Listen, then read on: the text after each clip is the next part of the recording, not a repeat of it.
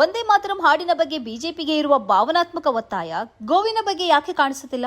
ಒಂದೇ ಮಾತರಂ ಹಾಡನ್ನು ಕಡ್ಡಾಯಗೊಳಿಸಲು ಸುತ್ತೋಲೆ ಹೊರಡಿಸುವ ಸರ್ಕಾರ ಗೋವನ್ನು ರಾಷ್ಟ್ರೀಯ ಪ್ರಾಣಿಯಾಗಿ ಘೋಷಿಸಲು ಯಾಕೆ ಮುಂದೆ ಬಂದಿಲ್ಲ? ಇದೇ ಪ್ರಶ್ನೆ ಈಗ ದೇಶದ ರಾಜಕೀಯದಲ್ಲಿ ದೊಡ್ಡ ಚರ್ಚೆಗೆ ಕಾರಣವಾಗಿದೆ. ಕಾರಣ ಏನು ಗೊತ್ತಾ?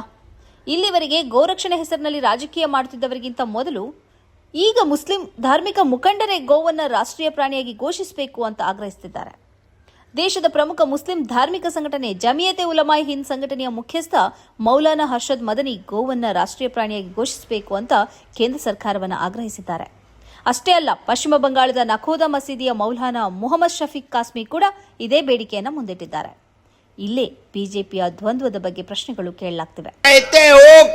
गाय को मत ज़बा करो, मैं कहता हूं एक कदम आगे बढ़कर मत ज़बा करो. मैं मुतालबा करता हूं, तुमने जिस तरह मोर को नेशनल बर्ड बना रखा है, मैं मुतालबा करता हूं गाय से मजहब हिंदू का जुड़ा हुआ है, तुम उसको नेशनल जानवर बनाओ. ಒಂದೇ ಮಾತರಂ ಹಾಡಿನ ವಿಷಯ ಬಂದಾಗ ದೇಶಭಕ್ತಿ, ಸಂಸ್ಕೃತಿ, ಭಾವನೆ ಎಂದು ಮಾತನಾಡುವ ಬಿಜೆಪಿ ಗೋವಿನ ವಿಷಯದಲ್ಲಿ ಯಾಕೆ ರಾಷ್ಟ್ರಮಟ್ಟದ ಕಾನೂನು ತರಲಿಲ್ಲ? ಇದೇ ಸಮಯದಲ್ಲಿ ಚರ್ಚೆಯಲ್ಲಿರುವ ಇನ್ನೊಂದು ವಿಷಯ ಶಂಕರಾಚಾರ್ಯ ಅವಿಮುಕ್ತೇಶ್ವರಾನಂದರ ಹಸುಗಳ ಆನ್ಲೈನ್ ಮಾರಾಟದ್ದು. ನಿಮ್ಮ ಹಸು ನನಗೆ ಮಾರಾಟ ಮಾಡಿ ಎಂದು GoLX ಮೂಲಕ ಶಂಕರಾಚಾರ್ಯ ಅವಿಮುಕ್ತೇಶ್ವರಾನಂದರವರು ಕೇಳ್ತಿದ್ದಾರೆ. ಇದು ಸರ್ಕಾರವೇ ಮಾಡಬೇಕಿದ್ದ ಕೆಲಸ ಅಲ್ಲವೇ? ಬಿಜೆಪಿಗೆ, ಸಂಘ ಪರಿವಾರಕ್ಕೆ ಗೋವಿನ ಮೇಲೆ ಇಷ್ಟೊಂದು ಪ್ರೀತಿ ಇದ್ದಿದ್ದರೆ ಗೋವನ್ನು ರಾಷ್ಟ್ರೀಯ ಪ್ರಾಣಿಯಾಗಿ ಘೋಷಿಸುವ ಅಭಿಯಾನ ನಡೆಸಿದ್ದ ಶಂಕರಾಚಾರ್ಯ ಅವಿಮುಕ್ತೇಶ್ವರಾನಂದರ ಸಲಹೆ ಕೇಳ್ತಿರ್ಲಿಲ್ಲವೇ? एक योजना घोषित करना चाहते हैं. वो योजना हमारी ये है कि आप हमें वो गाय बेच दीजिए, हम खरीदने को तैयार हैं. जैसे OLX नाम की वेबसाइट है, वैसे हम उसमें जी लगा करके GoLX बनवा रहे हैं. कल तक, परसों तक में तैयार हो जाएगी हमारी साइट. आप उस पर अपनी गाय को अगर बेचना चाहते हैं तो इश्तहार दीजिए, हम आपसे संपर्क करेंगे और हम गाय खरीदेंगे. मरने के लिए हम गाय को, मारने के लिए, काटने के लिए किसी को हम गाय को नहीं देना चाहेंगे. ಕೇಂದ್ರದಲ್ಲಿ ಕಳೆದ 12 ವರ್ಷಗಳಿಂದ ಬಿಜೆಪಿ ನೇತೃತ್ವದ ಸರ್ಕಾರ ಇದೆ. ದೇಶದ 22ಕ್ಕಿಂತ ಹೆಚ್ಚು ರಾಜ್ಯಗಳಲ್ಲಿ ಬಿಜೆಪಿಯದ್ದೇ ಸರ್ಕಾರ ಇದೆ. ಹಾಗಿದ್ದರೂ ಪಾರ್ಲಿಮೆಂಟ್ನಲ್ಲಿ ಒಂದು ಮಸೂದೆ ಕೂಡ ಮಂಡಿಸಲಿಲ್ಲ, ರಾಷ್ಟ್ರೀಯ ಅಭಿಯಾನವನ್ನು ಆರಂಭಿಸಲಿಲ್ಲ. ಗೋವನ್ನು ರಾಷ್ಟ್ರೀಯ ಪ್ರಾಣಿಯಾಗಿ ಘೋಷಿಸುವ ಬೇಡಿಕೆಗೆ ಸರ್ಕಾರದ ಮಟ್ಟದಲ್ಲಿ ಬೆಂಬಲವೂ ಕಾಣಿಸಲಿಲ್ಲ.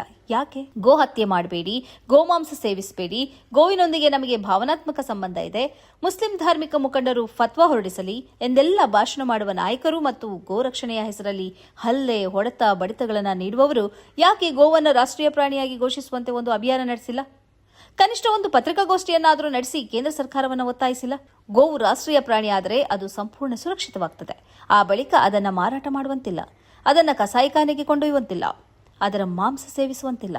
ಎಲ್ಲವೂ ಗಂಭೀರ ಅಪರಾಧವಾಗ್ತದೆ. ಇಷ್ಟೆಲ್ಲ ಅವಕಾಶಗಳು ಇದ್ದೂ ಬಿಜೆಪಿ ಇಂಥದೊಂದು ಪುಣ್ಯ ಕೆಲಸವನ್ನು ಯಾಕೆ ಈವರೆಗೂ ಮಾಡಿಲ್ಲ? ನಿಜವಾಗಿ ಗೋ ಹತ್ಯೆಯನ್ನು ತಡೆಯುವುದು ಬಿಜೆಪಿಗೂ ಬೇಕಾಗಿಲ್ಲ. ಮುಸ್ಲಿಮರನ್ನು ಅಪರಾಧಿಗಳಾಗಿ ಬಿಂಬಿಸಿ ಭಾವನಾತ್ಮಕವಾಗಿ ಸೆಳೆಯುವುದಕ್ಕೆ ಗೋವು ಬೇಕು. ಅದು ಕಸಾಯಿಖಾನೆಗೆ ಹೋಗಬೇಕು ಮತ್ತು ಅದರ ಹೆಸರಲ್ಲಿ ರಾಜಕೀಯ ಮಾಡಬೇಕು ಎಂದು ಬಯಸಿರುವುದರಿಂದಲೇ ಇಂತಹದೊಂದು ಪರಿಸ್ಥಿತಿ ಈ ದೇಶದಲ್ಲಿ ಇದೆ ಎಂದು ಅನಿಸುತ್ತದೆ. ಇದೀಗ ಮುಸ್ಲಿಂ ಧಾರ್ಮಿಕ ಮುಖಂಡರೇ ಬೀದಿಗಿಳಿದಿದ್ದಾರೆ. ಗೋವನ್ನು ರಾಷ್ಟ್ರೀಯ ಪ್ರಾಣಿಯಾಗಿ ಘೋಷಿಸುವುದಕ್ಕೆ ನಮ್ಮ ಬೆಂಬಲ ಇದೆ ಅಂತ ಹೇಳಿದ್ದಾರೆ. ಆದ್ದರಿಂದ ಗೋವನ್ನು ರಾಷ್ಟ್ರೀಯ ಪ್ರಾಣಿಯಾಗಿ ಘೋಷಿಸುವುದಕ್ಕೆ ಬಿಜೆಪಿ ನಾಯಕರ ಮೇಲೆ ಅದರ ಕಾರ್ಯಕರ್ತರು ಒತ್ತಡ ಹೇರಲಿ. ಬಕ್ರೀದ್ನ ಸಮಯದಲ್ಲಿ ಪತ್ರಿಕಾಗೋಷ್ಠಿ ನಡೆಸಿ ಗೋಹತ್ಯೆ ನಡೆಸಬೇಡಿ ಎಂದು ಹೇಳುವ ಸಂದರ್ಭ ಬರದಂತೆ ಅದರ ನಾಯಕರು ನೋಡಿಕೊಳ್ಳಲಿ. ಗೋವು ರಾಷ್ಟ್ರೀಯ ಪ್ರಾಣಿ ಆದರೆ ಗೋವಿನ ರಕ್ಷಣೆಯೂ ಆದಂತಾಗತ್ತೆ, ಗೋವಿನ ಪ್ರಾಣಕ್ಕೆ ಯಾರ ಭಯವೂ ಇಲ್ಲದಂತಾಗ್ತದೆ. ಈ ದೇಶದ ಬಹುಸಂಖ್ಯಾತರ ಭಾವನೆಗಳನ್ನು ಗೌರವಿಸಿದಂತೆಯೂ ಆಗ್ತದೆ.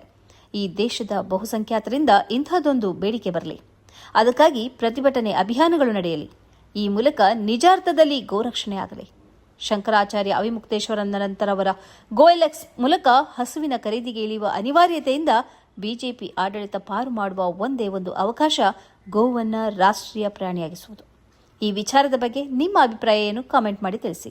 ವಿಡಿಯೋ ಇಷ್ಟವಾದರೆ ಲೈಕ್, ಶೇರ್ ಮತ್ತು ಸಬ್ಸ್ಕ್ರೈಬ್ ಮಾಡೋದನ್ನು ಮರೆಯಬೇಡಿ. ಈ ಕಾರ್ಯಕ್ರಮದ ಪ್ರಾಯೋಜಕರು Gadiyar group of companies, specialised in piling and shoring, engineering consultancy, fire fighting, steel structures, real estate. Office SIT Tower, Silicon Oasis, Dubai, UAE.